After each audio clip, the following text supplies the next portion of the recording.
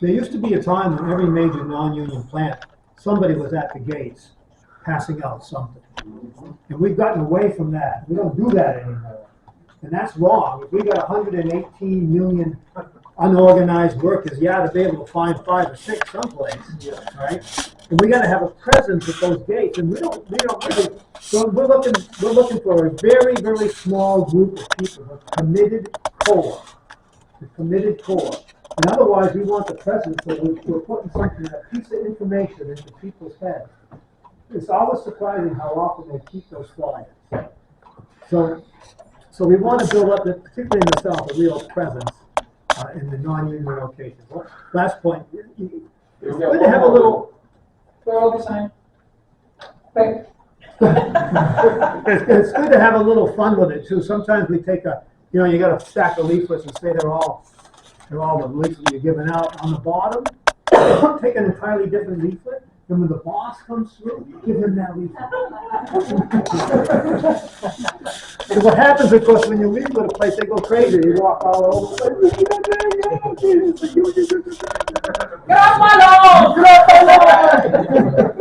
Wait, listen, can everybody have something else want to say? Can you hold it to the next section? And then if you were one of the people that was going to go now, hold up 2 fingers at the end of the next section and you'll go first. Okay? All right. So. All right, element 4. Element 4, here we go. I'm going to start off and then I'm going to hand it over to one guy. Okay. Element 4 is the follow-up conversation. So, how many people have seen this kind of a sheet before? The organizing conversation. First, identify what the person's issue is, right? Second, agitate them around why that issue exists, right? Because the boss is making all the decisions for them, right? They're not in control of their own life. Third, you're going to have a vision and a plan, and then you're going to have an action. You're going to ask them to do something. This is the sort of outline of an organizing conversation when we're approaching the conversation. We're going to review with the person we're talking to the issue. We're going to agitate them, as we always do. We're going to lay out a vision and a plan, and we're going to ask them to take action. So the second conversation would happen assuming all the other steps had already taken place. So now we've leafleted 4 or 5 workplaces. We have a little cadre in 4 or 5 places. We have a bunch of workplace committees. Thanks.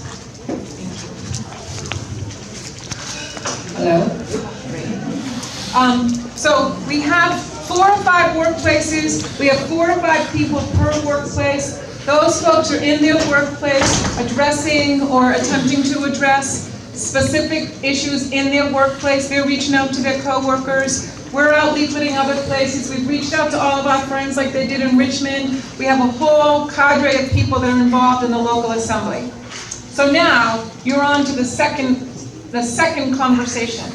So you want to make sure that you have a conversation with what is the issue that people are organizing around. Agitating them on why that issue exists for them. And the vision and the plan is the part that's going to be a little bit different in this conversation than the first conversation. So if you think about it, you have maybe 25 people, right? 4 or 5 people from 4 or 5 different workplaces. And so now you're ready to take another leap forward in terms of your geographic network that you've got built. And I'm going to turn it over to Leonard, who's going to talk to us about what you're going to do in this conversation. What's the vision, what's the plan, and what are you going to be asking people to do? Leonard Riley, who you've met a couple times, Local 1422 ILA.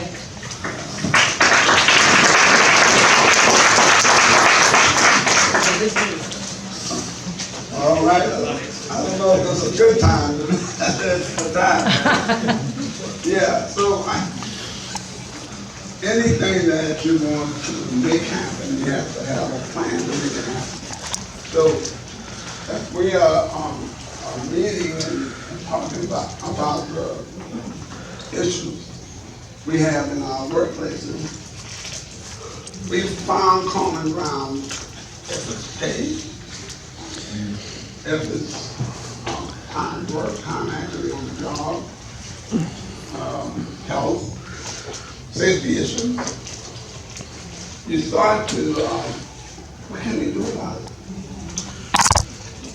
Who are you're dealing with the truckers, ask about who do we go to? How to start to change this narrative in our job. And boy, they have to believe that you're passionate about it and willing to put in some hours discussing it. Then we come up with an effective plan. And I'll give you one example. I'll give you one example. Yeah, good man. When we had this huge problem years ago, and it was Charleston 5, it was called the Charleston 5. There were some critical lessons learned. Yep. And we moved cargo on ships. So we had a problem with non-union workers that we in our workplaces. Yep. It was happening in Charleston, but it had the potential to impact New York, Miami, Texas, and all. We had to bring the minds together to talk about what can we do about this. That's right. We were more militant in that effort than most people, but when we got the message out that might affect your areas, then we started to have a conversation. And eventually, they bought in.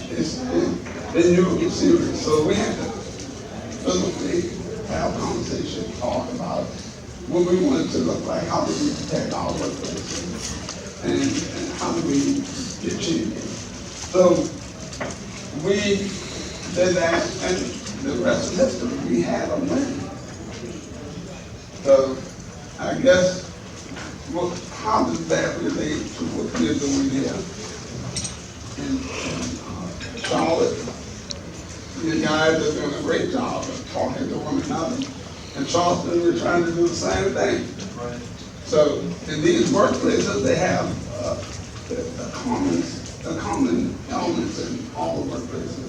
I heard some of the issues last night, and I think that it takes commitment and so I guess where do you go from here? We come together to draw a plan. We want this to happen, and we outline it. Make sure we punch out each one of those steps, and when we execute and it happens, then we're ready for the next step.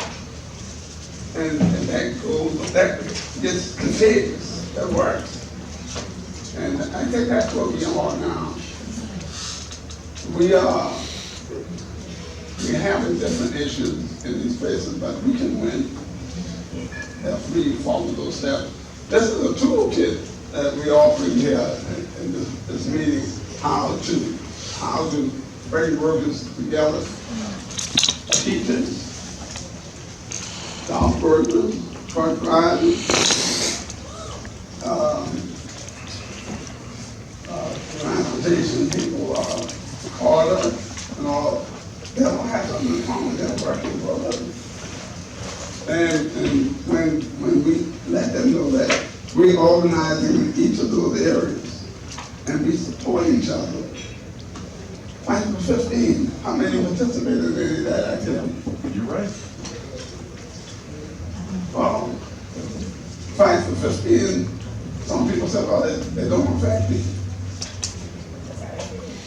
And that's not true.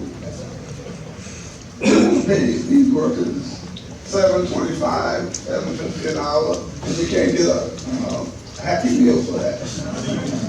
So we figure out, again, it's about figuring out what we do, how we make it public, make the issue public across the board, And you build an army of people willing to put themselves on the line and get energy to make that change. So basically, that formula works for me. In my experience, that's what it takes. And it's not microwave, but it works. It takes repetitiveness.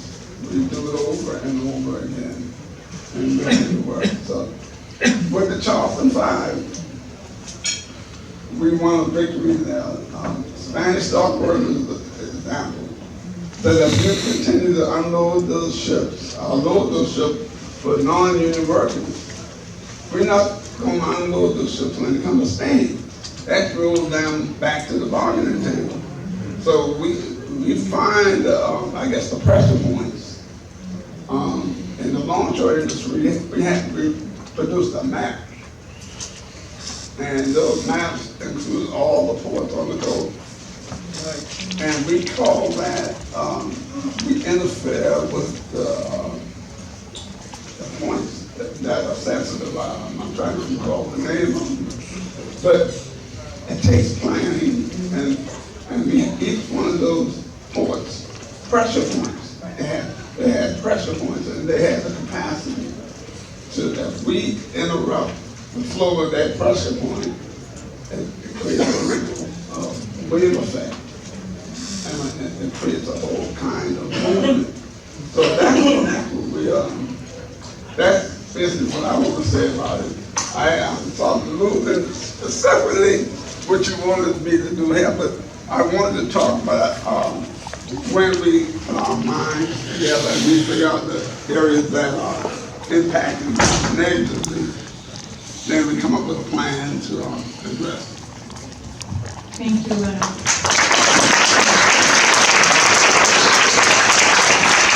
Okay, so I know this feels a little bit kind of cookie cutter recipe-like, but I think about when I am making like a recipe, I don't like raisins. So when I make oatmeal cookies, I just leave the raisins up, right? So this is a little bit like a recipe, but you should adapt it to your area, to what works for you, what doesn't work for you, right? What works for the people that you're working with. This is all, the reason that we're laying this out this way in a very, element 1, 2, 3, is so that you can figure out what pieces work for you and then adjust it to what you want to do in your area. So I'm going to review them for you. Element 1 can't really change. That's the SWA strategy. Right? So, but element 2 is to recruit the brigade, find folks, go out and leaflet, meet people, identify 5 workplaces, right? And the next one, you're going to go to the gate, you're going to talk to people, and you're going to have the first conversation, which we all practiced earlier, right? And you're going to ask folks. The ask in that first conversation is to develop a committee in their workplace, right? Not a big one, a small one, a cadre, militant, active folks, right? That's your committee for each workplace. And you want to try to get to 5 workplaces. Okay? So now you're at 5, let's say. Let's hope. Right? We're at 5 workplaces. We have a little cadre in each of them. We have a common issue.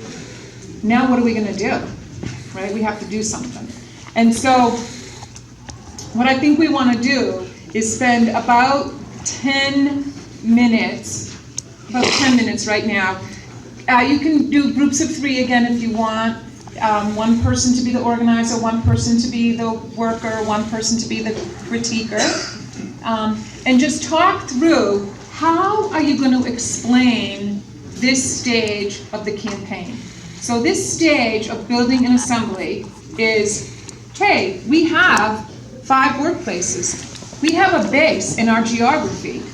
Let's get those folks together and figure out what our common issue is and make a campaign plan to address that issue, right? That's the point you're at. You want to bring those workplaces together, and you want to have a committee that represents workers in at least 5 workplaces, where you can just think about how to raise that question. Let's get together. Let's have a meeting. Let's talk about the issue. Isa. The 5 workplaces, Could they be dissimilar, or they have to be like the same type of work? Can be any, for the purposes of the local assembly, it can be any 5 workplaces in your geography. So like what we were talking about for Florida, we're gonna stretch all the way from Sun City Center all the way to Temple Terrace. For those of you that aren't from there don't know that, but that's a long way. But if we had 5 workplaces in that geography, that would coalesce nicely, right? So that's what you're gonna be trying to do. You're gonna be trying to explain this vision and this plan to people who are already cadre building in their own workplace, right? So what's the purpose of having a broader geographic group? Everybody clear on that? Pretend you know the issue, pretend you've agitated, you just want to practice talking about the vision and the plan, okay? So when you're going to pull together your meeting, so now you've got your 5 cadre, you've talked to them all, they're all in agreement that we should have a geographic network, right? Now you're going to pull together your first meeting. So you need to have a place. So just for the people that haven't set up meetings before, public libraries have community rooms that you can use for free, okay? All you gotta do is sign up, easy peasy.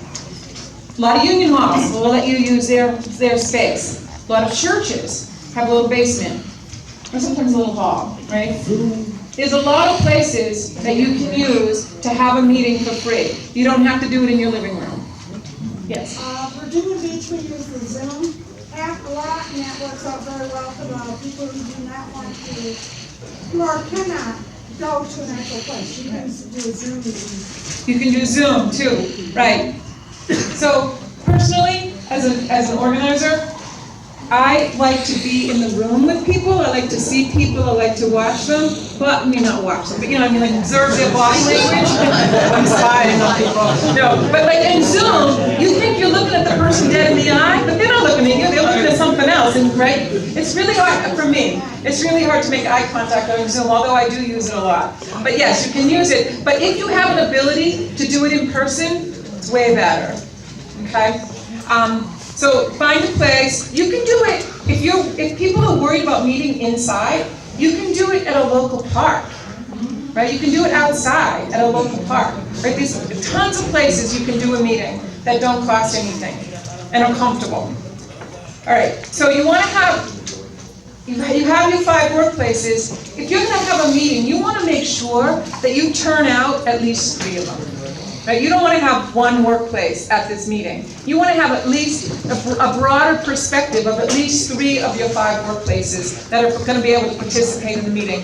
If you can't, try to reschedule at a time when a broader group of people can come. You want to make sure that you have an agenda. Who said agenda? I was one of several. You want to make sure that you go through, like, first we're going to talk about what the issue we care about. Second, we're going to talk about our plan. Then we're going to talk about what our vision of the world should be. Then we're going to talk about what our action plan is, right? You want to make sure that you have an agenda and that you get people out of there, hopefully in an hour. If you go longer than an hour and a half, people are going to just start wandering out and you won't actually get your plan implemented, right? Long meetings. This is the meeting is very long, but we told you it was going to be long. And then you want to include as part of your action plan that you're going to reach out to even more workplaces, that you're going to grow the organization so that it's really, truly representative of the entire geography, right? So you want to have your issue, you want to have your expansion, and then the actual discussion of how to pick the issue, how to frame it, how to do that, I'm going to turn it back over to Ed, who's going to talk about those details of what you're going to do in the meeting itself. I just get to be the boring part of like find a library. So, all right. Anybody that didn't get to have, we have 10 minutes on our agenda still. There were some people that had said they wanted to speak but didn't get a chance. If you were, can you put your 2 fingers up and then we can go around? If there are no 2 fingers, anybody else want to comment on either this conversation that we just had with our cadre or on the setting up of a meeting? Nobody? Excellent. Ed.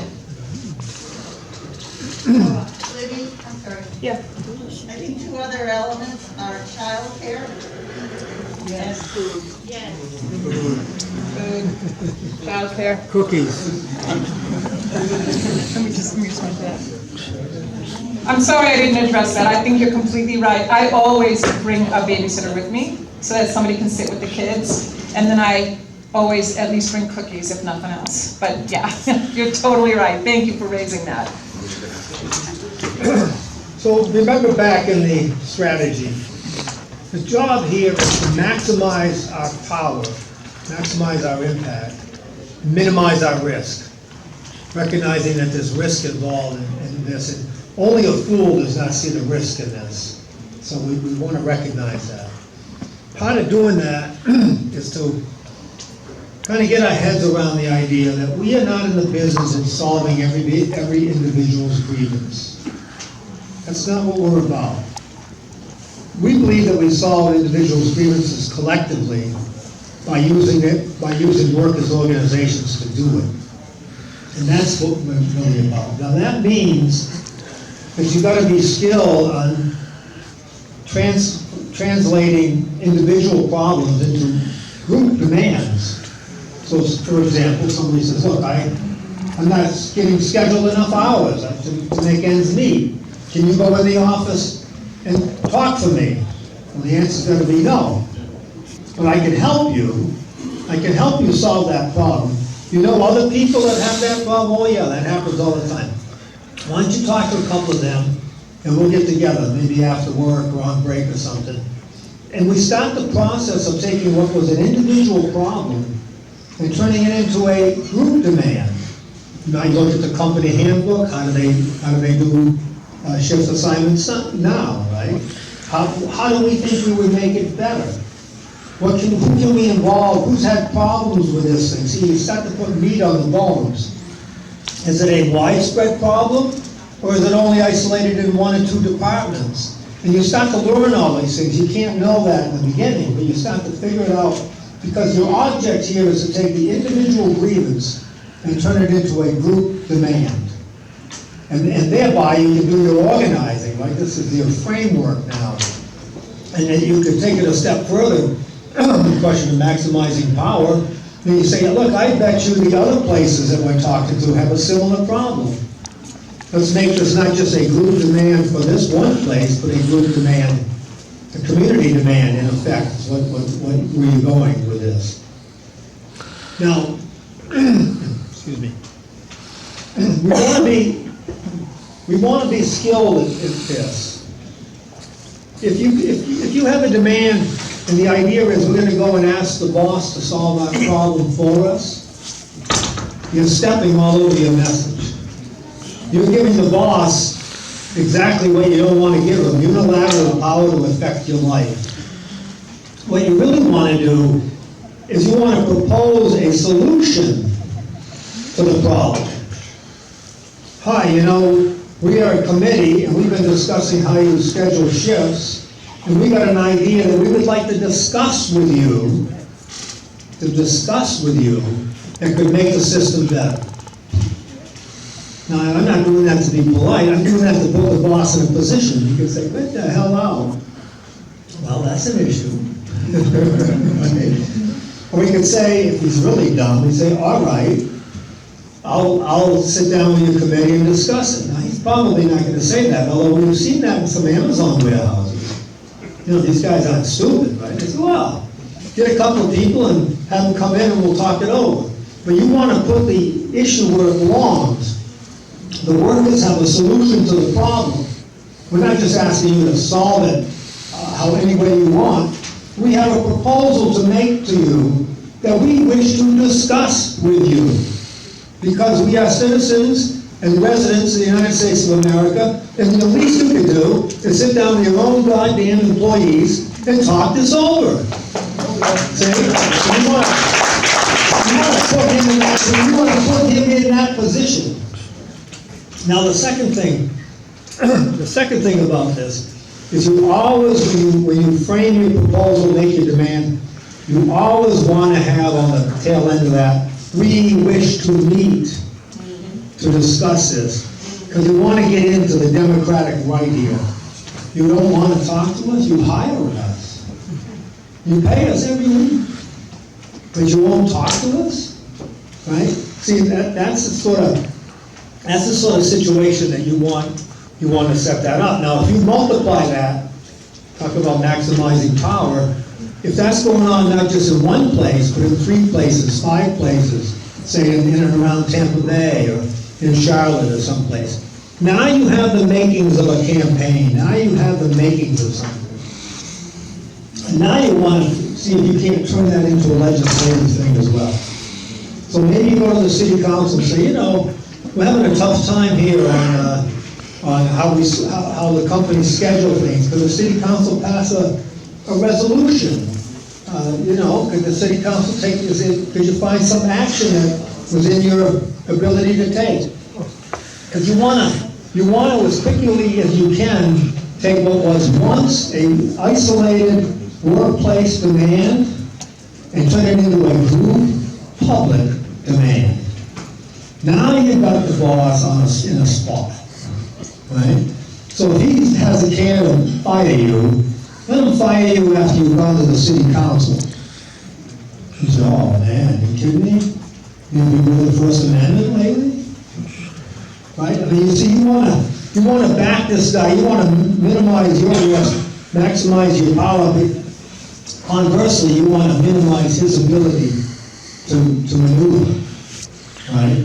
And so that's why it's important to get to the public as quickly as you can, to have a proposal that is, you know, I would think reasonable,